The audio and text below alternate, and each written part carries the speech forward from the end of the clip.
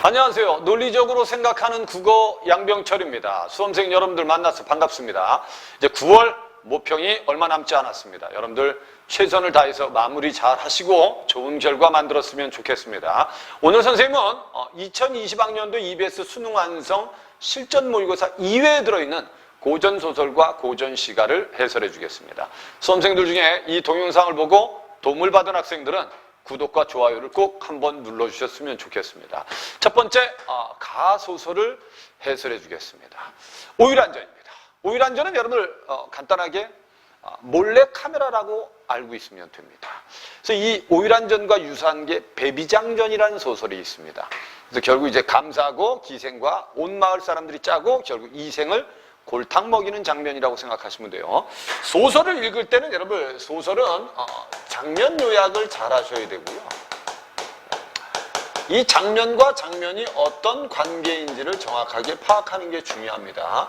그래서 소설도 여러분들 반드시 무슨 관계가 인과관계가 있다는 걸 꼭 아셔야 돼요. 알았죠? 그리고 원래 소설은 갈등 문학입니다. 그래서 그 갈등의 원인이 무엇인지를 이해하면 주제를 이해할 수 있는데 어떤 소설은 갈등이 분명하게 나타나는 소설도 있고 어떤 소설은 그냥 사건만 제시하는 소설이 있습니다. 그걸 여러분들이 지금 이해하면서 요약을 할 줄 알아야 됩니다. 그리고 구체적 장면을 정확하게 이해하는 게 중요합니다. 자, 첫 번째 앞부분의 줄거리는 인물을 정확히 파악하는 게 중요하겠죠. 평양감사인 김생이 있고요. 친구 이생이 있습니다. 둘은 친구 사이입니다. 근데 이생이 향락을 모르고 여색을 멀리합니다. 어이 좋은 남자네. 알았죠? 이게 결국 김생이 보니까 이생은 즐기지도 못해요. 그 다음에 여자도 멀리합니다. 그래서 결국 기생 오율안을 시켜서 이생을 골탕 먹이라고 합니다. 중심 사건은 이게 핵심 내용이라고 보시면 돼요. 그래서 이게 몰래 카메라를 통해서 골탕 먹인다. 결국 이생은 오율안에 빠져 거짓 죽음으로 귀신 행세를 하는 그녀를 믿고 자신도 따라 죽겠다고 합니다. 오율안이한테 빠진 거죠, 이생이. 그래서 오율안은 이런 이생을 속여요. 알았죠? 그래서 이생 자신도 죽었다고 믿게 합니다. 이해됐죠? 이 관계를 보면 김생이라는 인물이 있고 그 다음에 이생이라는 인물이 있다. 둘은 친구 사이다. 근데 이생이 결국 향락과 여색을 멀리하니까 오율안을 통해서 야, 너 쟤 꼬셔. 이렇게 된 겁니다. 됐죠? 그래서 오율안이 결국 이생을 유혹하고 결국 이생은 오율안이 죽었다고 생각하고 결국 오율안도 이생이 죽었다고 믿게 한다는 내용입니다. 이해됐죠? 그 다음에 이제 본문 내용을 한번 보겠습니다. 장면을 정확하게 이해하셔야 돼요. 본문에 보면 이생은 개교에 빠진, 누구의 개교에 빠진 겁니까? 김생의 개교에 빠지게 해서 죽었다고 한 후 또는 이제 오율안이의 개교에 빠지게 해서 죽었다고 한 후로 한두 가지 가련한 마음이 없지 않았으나 누구한테? 오율안이한테. 오율안이는 지금 이생을 속이고 있는데 오율안이 마음속에는 좀 불쌍하다 이런 생각이 드는 거예요. 근데 결국 감사가 시켰으니까 해이죠. 그죠? 그래서 이날 이후부터는 오율안이 수시로 출입합니다. 이제 결국 오율안이도 죽은 사람, 이생도 자기가 죽었다고 생각하죠. 그래서 혹은 낮에도 자면서 즐기고 혹은 밤에 술을 마시며 이야기하기. 거의 이제 여자에 빠졌고 향락을 즐기는 겁니다. 이제 밤 가는 줄 모르고 도취했습니다. 뭐에? 여색과 향락에 도취하는 겁니다. 그래서 즐거움이 끝이 없고 사랑은 무궁합니다. 옛날 고전소설로 얘기하면 이런 소설은 19금입니다. 됐죠? 이런 장면이 들어있다는 것 자체가 여러분들 조선시대 때 이걸 대놓고 읽기는 좀 어려웠을 겁니다. 이생은 그래서 깨달은 듯 농담을 오율안에게 보내면서 말하더랍니다. 근데 여기까지 그렇게 중요한 건 아닙니다. 알았죠? 이제 결국 오율안이의 개교에 넘어갔어요. 그리고 결국 이제 낮에도 즐기고 낮에도 술을 마시고 알았죠? 둘이 아주 끝없는 사랑을 즐깁니다. 됐죠?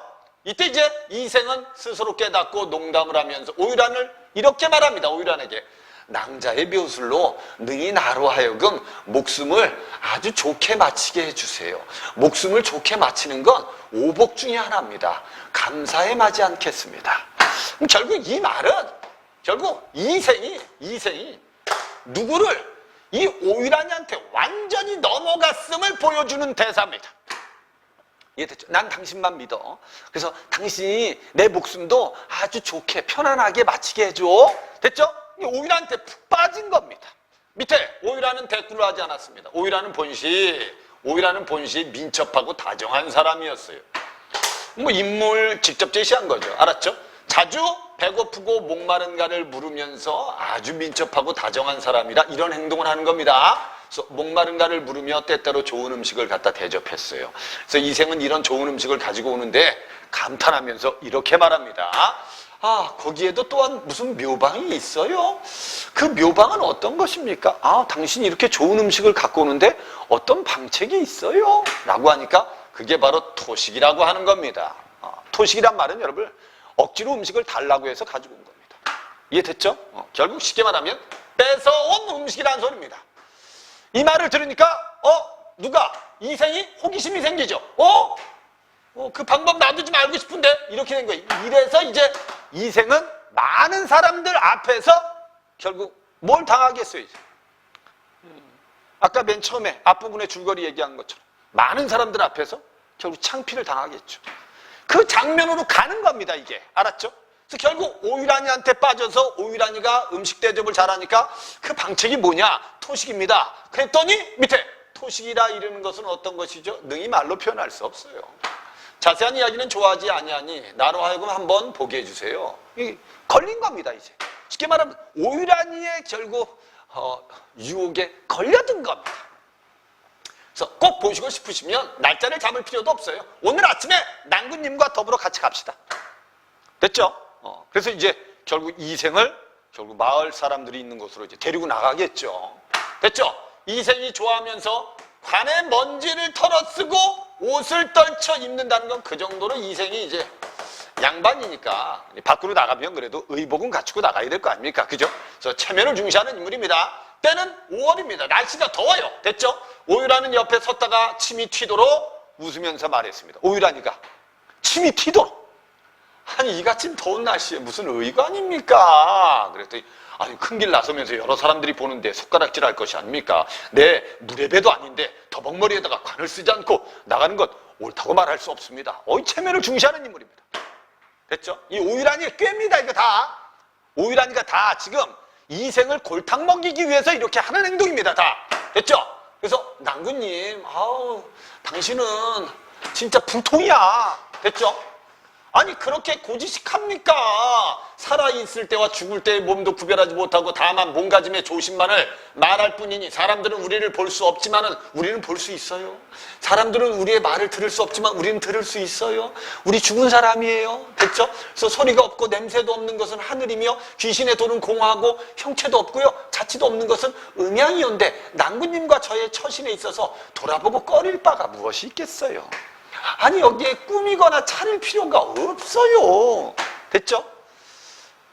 오유란이의 꾀에 넘어간 겁니다. 사람들은 비록 보지 못한다 할지라도 나로서 어찌 마음이 부끄럽지 않겠습니까? 끝까지 체면 중시합니다. 알았죠? 그러나 자취가 없다는 말을 들으니 저기 마음이 놓입니다. 옷 벗고 나갈게. 이렇게 된 거야 이제. 그래서 결국 이제 옷도 제대로 걸치지 않고 마을에 나가죠. 그럼 마을 사람들 다 짠 겁니다. 알았죠? 결국 이생이 지나가도 못 번쩍, 오유란이 지나가도 못 번쩍. 이생이 아주 좋아서 아주 난리가 났어요. 사람들이 못 보니까. 알았죠? 자기를. 그래서 이생은 가벼운 호옷을 입고, 됐죠? 이제 체면도 차리지 않고 오유란이한테 넘어간 거예요. 오유란의 손을 잡고 문을 나서면서, 됐죠? 이게 결국 오유란의 작전에 완전히 넘어간 겁니다. 자기 몸을 돌아보고는 혹 사람들이 알아볼까 두려워하니 그래도 두려움이 아직도 있다는 거야. 알았죠? 그 이생의 걸음걸이는 인어가 해막을 엿보는 것처럼 아직도 두려움이 있다는 겁니다. 그 다음에 마음은 또 어떻습니까? 꾀꼬리의 집이 바람에 불리는 것처럼 아직도 불안하다는 소리예요. 알았죠? 인어 됐죠? 인어가 해막 바다의 장막이겠죠. 장막을 싹 엿보면서 여기는 어느 세상일까? 이렇게 두려움을 갖겠죠. 그죠? 됐죠? 그래서 걸음걸이도 두렵고 마음도 두렵고 불안하다 이런 뜻입니다. 이건 누구의 심리죠? 이생의 심리를 비유적으로 표현한 겁니다. 오케이? 됐습니다. 그래서 결국 이런 상태로 밖으로 나갑니다. 나가서 결국 이제 마을을 돌아다녔겠죠. 이 마을 사람들은 전체가 짰으니까 이생을 못 본 척 했겠죠. 알았죠? 그리고 여러 가지 일을 하고 결국 어디에 왔겠어요, 이제? 선화당이라는 곳, 즉 김생이 있는 곳으로 온 겁니다. 이 중략 부분에 여러분 어디 가냐면 이제 토식을 하는 방법을 알려줘야 될 거 아니야. 알았죠? 그래서 결국 이제 오유란이 이생의 집에 누구를? 이생을 데리고 갑니다. 그래서 이생이 이제 쉽게 말하면 이생을 데리고 가서 이방이 이제 밥을 먹으려고 할 때 오유란이가 배도 때리고 빤도 때리고 해요. 이제 이방은 이제 짠 거 아닙니까? 그래서 결국 귀신이 때리는데 이제 오유란은 안 보이는 척하고 자기가 맞으면 하고 떼굴떼굴 굴러요. 그래서 나중에 이제 무당을 불러서 왜 이러냐, 이 사람 죽겠다 그랬더니 이게 귀신들이 음식을 달라고 하는 겁니다. 그래서 결국 이방이 음식을 잘 차려서 줍니다. 됐죠? 그래서 결국 오유란이가 그걸 싸가지고 가겠죠. 그죠? 바로 이게 토식을 얻는 방법이다. 이걸 이제 이생한테 알려줘요. 그럼 이생은 이제, 이방도 자기를 못 봐. 알았죠? 그리고 주변에 있는 사람들, 마을 사람들이 다 자기를 못 봐. 그럼 결국 오유란의 작전에 완전히 넘어가겠죠? 그리고 이제 두 번째 어디로 간 거냐면 김생, 친구가 있는 선화당으로 간 겁니다.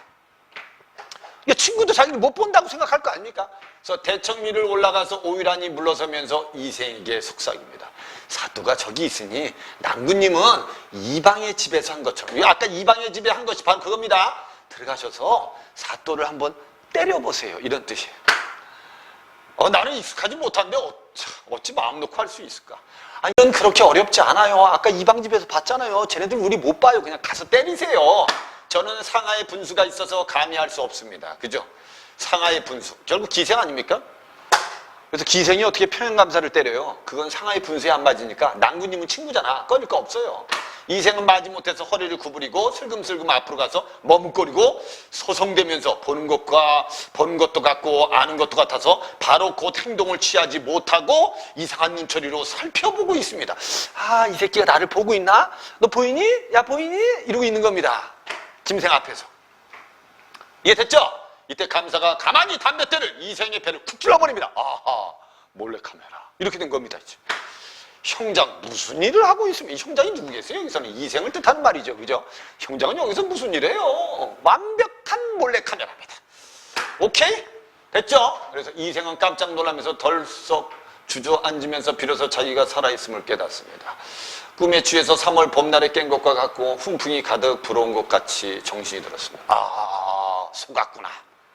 순간 어리둥절하고 어찌할 바를 몰랐으나 그 정신을 차려보니까 조금 더 의심할 것이 없고 한 무덤에, 이 무덤이 바로 누구냐면 오유란의 무덤입니다. 여기 뭐 전체 줄거리가 없으니까 여러분 이게 그렇게 중요한 요소는 아닙니다. 한 무덤에 자기가 팔렸음을 비로소 깨달았다. 쉽게 말하면 오유란한테 속았음을 깨달았다. 이런 뜻입니다. 기운이 탁 풀리고 맥이 없어서 어떻게 해야 할지 몰라서. 이걸 속된 말로 하면 뭡니까? 쪽팔린다. 이런 말 쓰면 안 되는데. 부끄럽다, 창피하다 이런 뜻입니다. 여기까지 사건 끝났죠. 그럼 여기까지 중심 사건은 결국 김생과 오유란이 짜고 이생을 골탕 먹이는 게 중심 사건입니다. 이해되셨죠?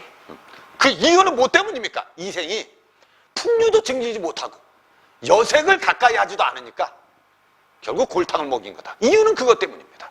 이유는 누구 때문이다? 이생 때문이었습니다. 이 정도 내용만 요약하고 문제를 풀면 됩니다. 근데 감사는 즉시 관배에게 옷 한 벌 가져와. 이생은 결국 더욱 부끄러움을 이기지 못했어요. 그래서 이생은 이튿날 새벽에 노비도 마련해가지고 결국 감사 만나보지도 않고 오유란 만나지고 부끄럽잖아요. 밤낮으로 걸어서 이제 자기 집에 도착. 부모들은 그의 얼굴을 보고 너 얼굴이 왜 이렇게 헬쓱하냐? 근심. 종들은 결국 그의 차림 초라함을 보고 의심. 됐죠? 이생은 결국 대답하기 애를 먹고 병이 들어서 고생했어요 라고 결국 변명하고 이생은 결국 정사로 물러나서 설분. 걔는 새끼 나중에 두고 봐. 너 내가 이 분함을 꼭 갚을 거야. 이런 설분에만 뜻을 두고 김생에게 자기의 분함을 갚는 것에만 뜻을 두고 마음속으로 굳게 맹세합니다. 그래서 열심히 공부했답니다. 오케이? 결국 이생은 여러분 열심히 공부해서 뭐예요? 장원급제합니다. 결국 이제 어사가 돼서 어디로? 평양으로 옵니다. 그래서 김생한테 너 나 왜 속였어 이 새끼야? 라고 얘기하죠. 근데 김생이 야 네가 워낙 여자도 가까이 하지 않고 향락도 즐기지 않고 해서 아니 공부를 하다가 약간 좀 휴식을 취하는 것도 좋은데 애가 너무 고지식해서 그걸 한번 고쳐주려고 했다. 그랬더니 나중에 이생이 친구의 말을 듣고 그래 네 말도 일리가 있다 하고 결국 화해를 하고 오유란도 다시 만난다는 내용으로 되어 있습니다. 마지막에. 오케이? 됐죠? 그럼 어떻게 보면 김생과 오유란의 작전이 결국 이생을 공부해서 어디에 붙게? 장원급제하게 한 원인이 될 수도 있죠. 됐죠? 그런 의도는 아니지만 이해됐습니까? 결말은 그렇게 돼 있어요. 행복한 결말로 되어 있습니다. 이해되셨죠? 이 장면은 결국 누가? 김생과 오유란이 짜고 결국 이생을 골탕 먹이는 장면.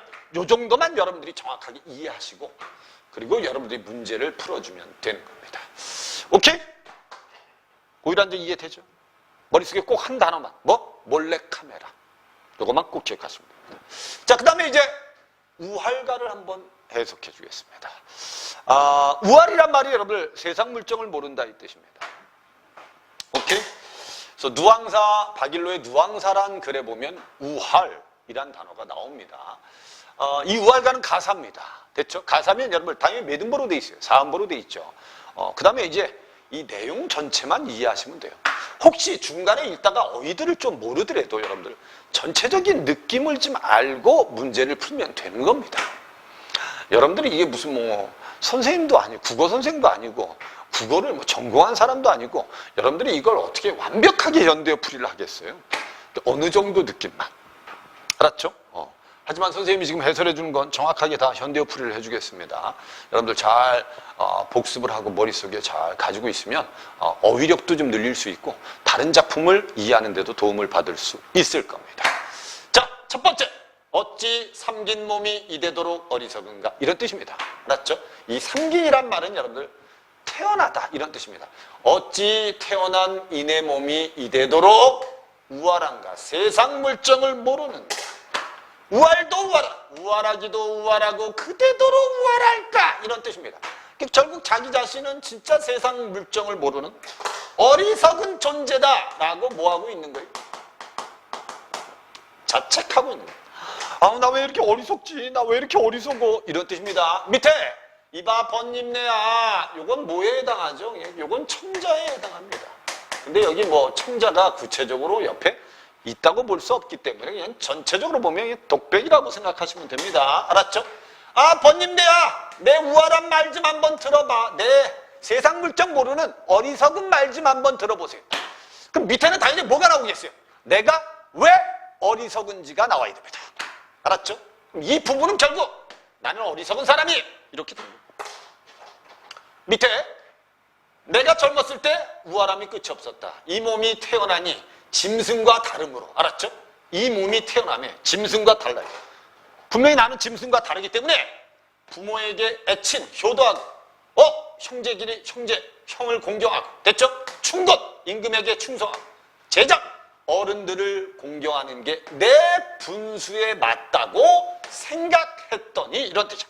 그럼 이 사람은 결국 태어나서 이걸 추구한 겁니다. 애친, 경형, 충분, 제장. 이걸 어떻게 보면 유교적 가치입니다. 이걸 달리 말하면 정신적 가치. 얘는 지금 분명히 유교적 가치를 추구했어요. 알았죠?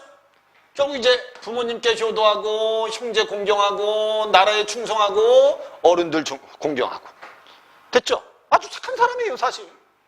근데 한 일도 못 돼요. 한 일도 못 돼요. 결국 나는 이걸 추구했어요. 추구하고 결국 하나의 뜻도 이루지 못했다는 건 입신양명을 못했다는 겁니다. 결국 나는 짐승과 다르기 때문에 이걸 추구했는데 결국 한 일도 이루지 못했어요. 그리고 결국 세월은 갔습니다.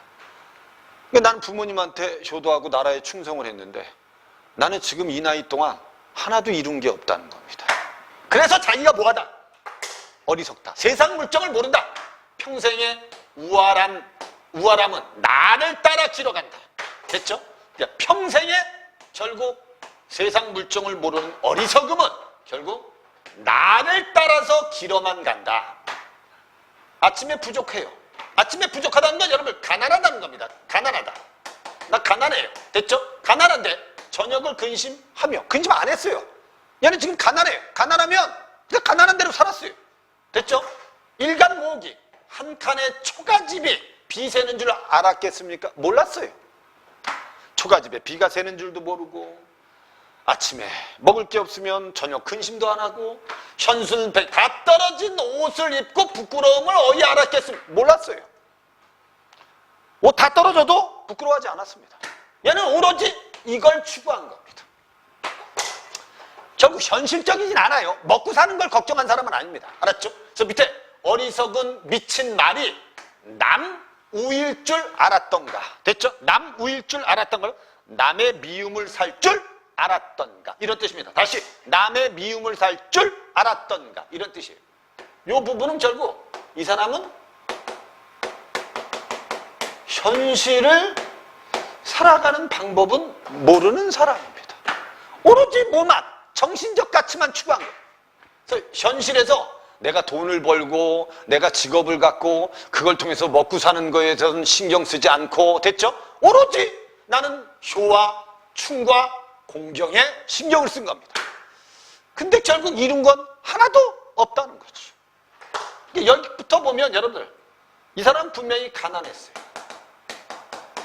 근데 이 가난을 극복하려고 노력한 인물은 아닙니다. 결국 먹고 사는 거 신경 안 썼어요. 오로지 열심히 정신적 가치를 추구한 사람입니다. 이게 잘 이해하셔야 돼요. 나는 먹고 사는 것보다 정신적 가치를 더 중시했어요. 나는 먹고 사는 것보다 유교적 가치를 더 중시했습니다. 그래서 어리석은 사람이에요. 이런 뜻이에요. 이해되셨죠? 만약에 여러분 예를 들어서 이걸 생각해 봅시다. 엄마가 초등학교 한 3, 4학년 된 딸내미한테 심부름 좀 갔다 와. 저기 마트에 가서 두부 한 모만 좀 사다 줄래? 해서 이제 애가 돈을 가지고 마트에 가서 두부를 사왔는데 두부가 산 겁니다. 얘는 엄마의 여러분을 뭐를? 심부름을 아주 정성을 다해서 한 겁니다. 근데 그걸 사갖고 왔는데 산 거예요. 그랬더니 엄마가 그 아이한테 너 이게 상했잖아. 너 나중에 어떻게 살려고 이런 걸 사오니? 이건 좀 곤란한 말 아니겠어요? 초등학교 3학년이니까 그런 거 사올 수 있는 거 아닙니까? 근데 엄마가 여러분 그 아이한테 넌 도대체 나중에 어떻게 살려고 이런 걸 사오니? 이 말은 그 아이는 착한데, 잘 봐, 착한데, 알았죠? 결국은 물건을 살 줄 잘 모른다는 소리 아닙니까? 그럼 이렇게 살아가지고는 현실을 살아갈 수 없다는 소리 아닙니까? 이 말을 여기에다 대입하면 나 착해요. 됐죠? 나 현실 감각 없어요. 됐죠? 그래서 하나도 이룬 게 없어요. 이 말은 그 정도로 이 현실은 착한 사람들이 살아가기 어려운 세상이라는 겁니다. 돌려서 말합니다. 나 어리석었어요. 그래서 세상에서 이룬 뜻이 하나도 없어요. 나는 오로지 충효만을 신경 썼는데 결국은 먹고 사는 거 신경 쓰지 않았는데 그게 바로 내 어리석음이에요. 이 말을 돌려서 말하면 이 세상은 현실적이어야지 먹고 살 수 있어요.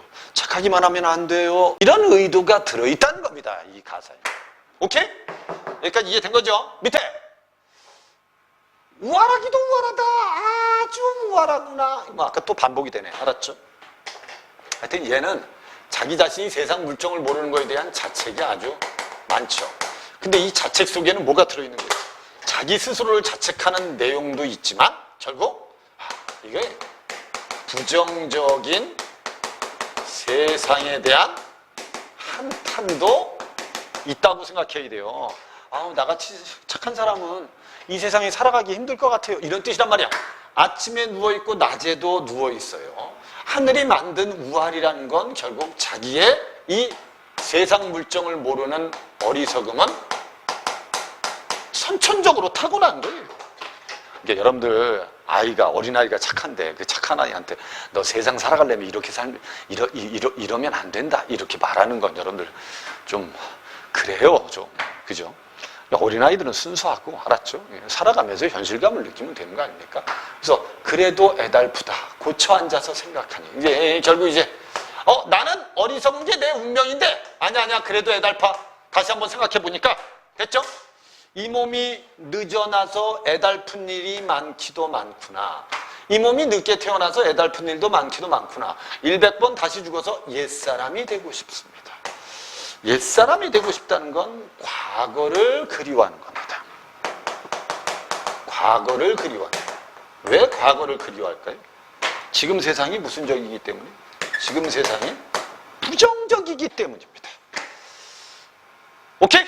그래서 나는 옛사람이 되고 싶습니다. 회양천재, 태평성대.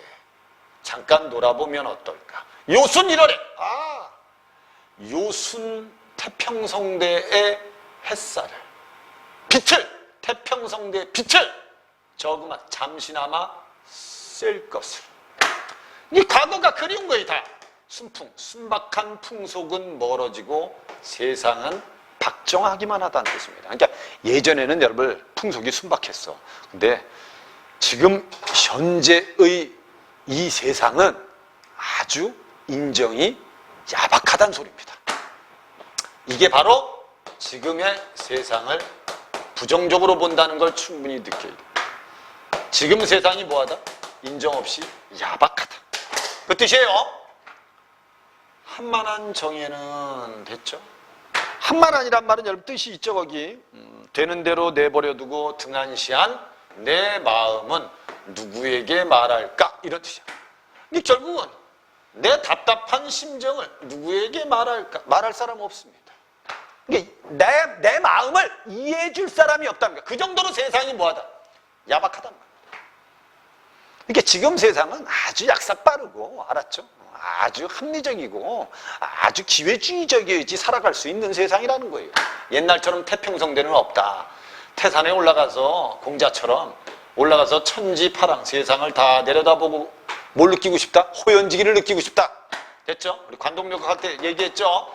태산에 올라가서 세상을 다 한번 바라보고 싶다. 공자처럼. 그 다음에 추노를 두루 걸어서, 추노는 여러분 공자와 맹자가 살던 곳입니다.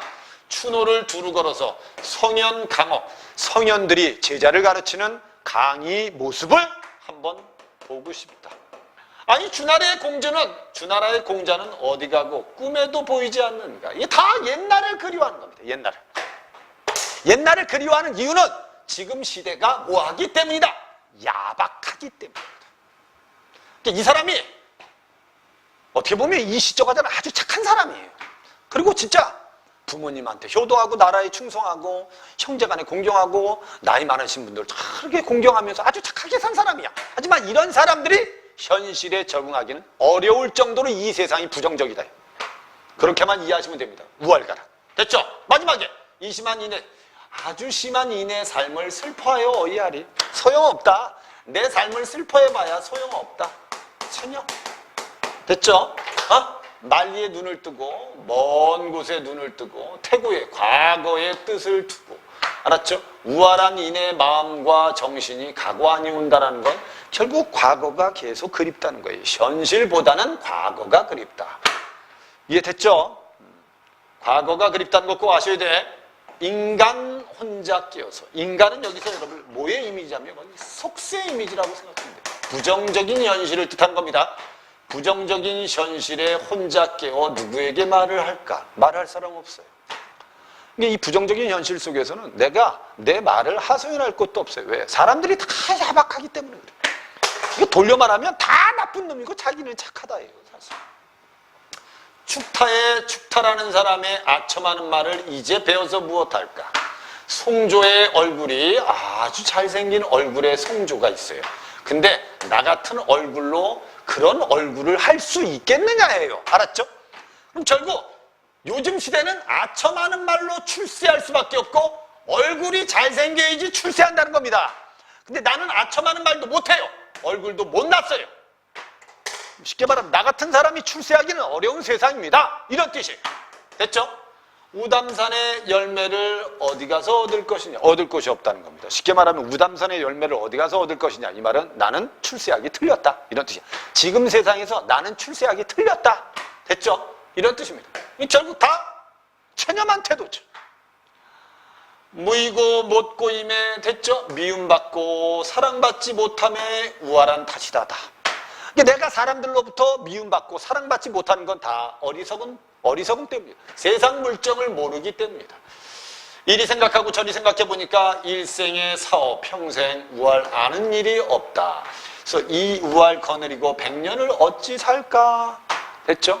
걱정을 하죠. 근데 결국 자기 미래에 대해서 비관적이에요. 미래에 대해서 비관적이라는 건 여러분 이 세상이 바뀔 가능성이 없다는 소리입니다. 그래서 결국 아이야 장가득 부어 술이나 먹자 해서 결국 다시 뭐 하는 거다? 체념하는 태도를 가지고 있다. 그래서 이 우알가는 원래는 자기가 세상 물정을 모르는 것을 자책하면서 결국 자기의 운명적인 성격을 체념하는 태도지만 결국 그 속에 들어있는 건 이 세상이 그 정도로 야박하다의 뜻이라는 걸 꼭 알아두시면 됩니다.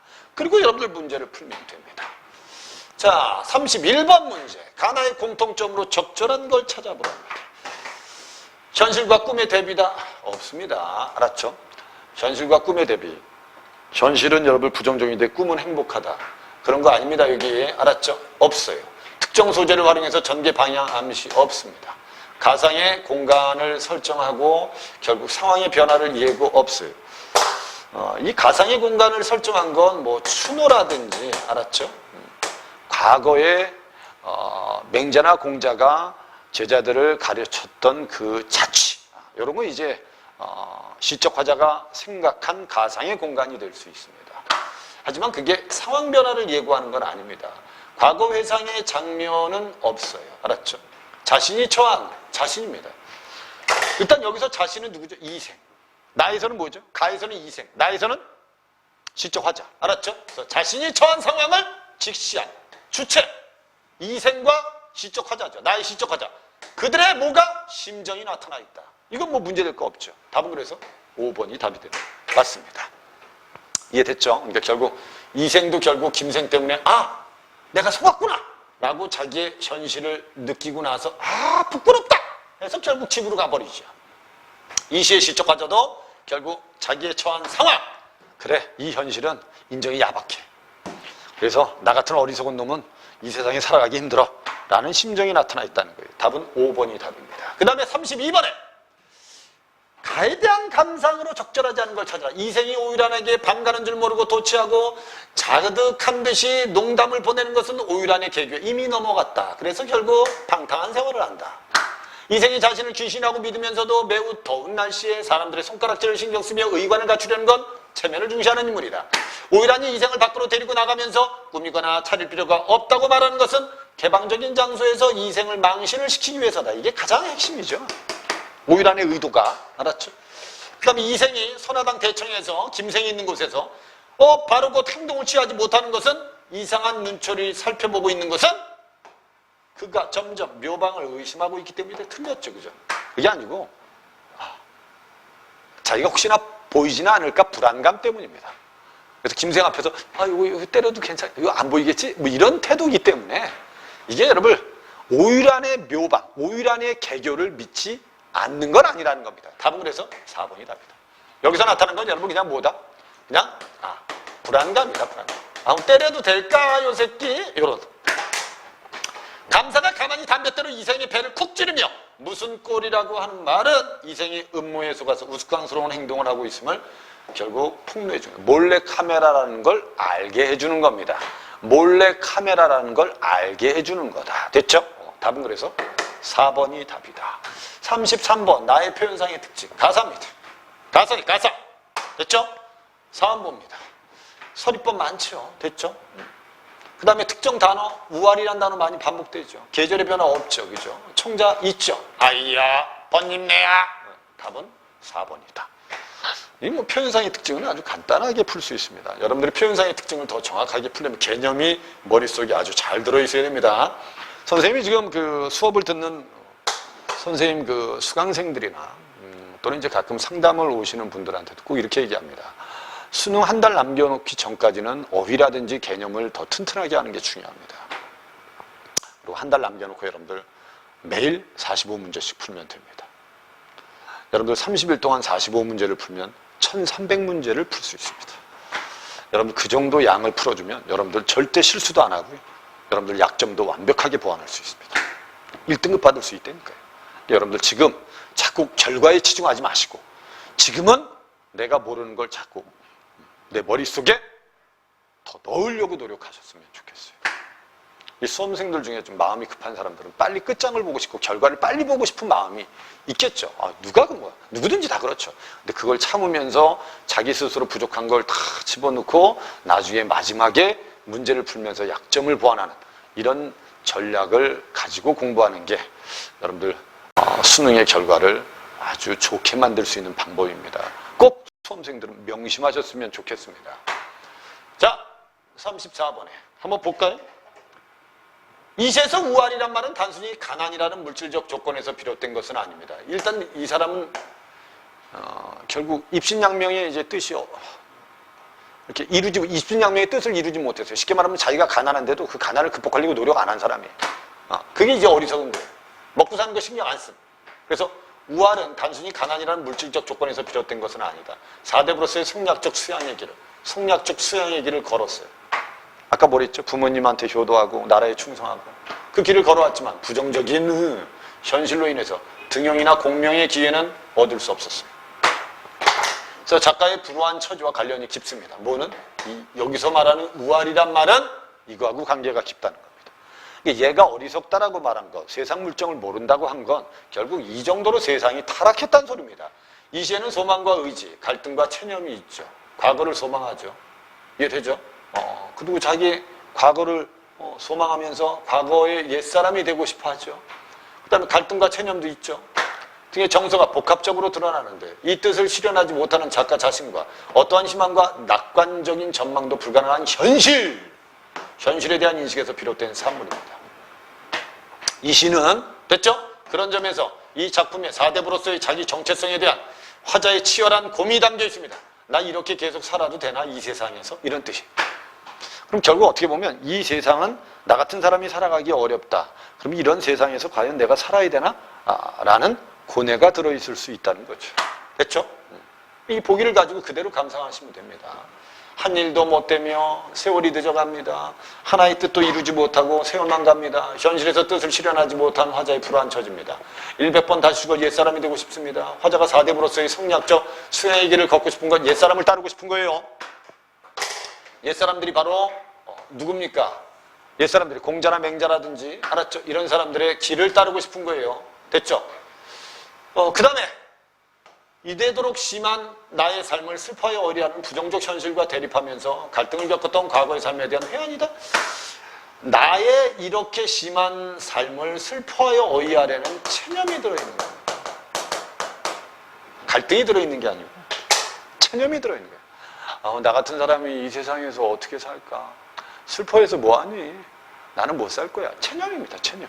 근데 이걸 가지고 부정적 현실과 대립하면서 갈등을 겪었던 과거의 삶에 대한 이런 삶도 없죠. 여기에 대한 후회와 한탄 들어있지 않습니다.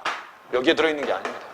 그래서 여기에 들어있는 건 결국 자기의 어리석음 때문에 이 세상에서 살아가는 게 어렵다는 걸 슬퍼해봐야 무엇하겠느냐. 됐죠?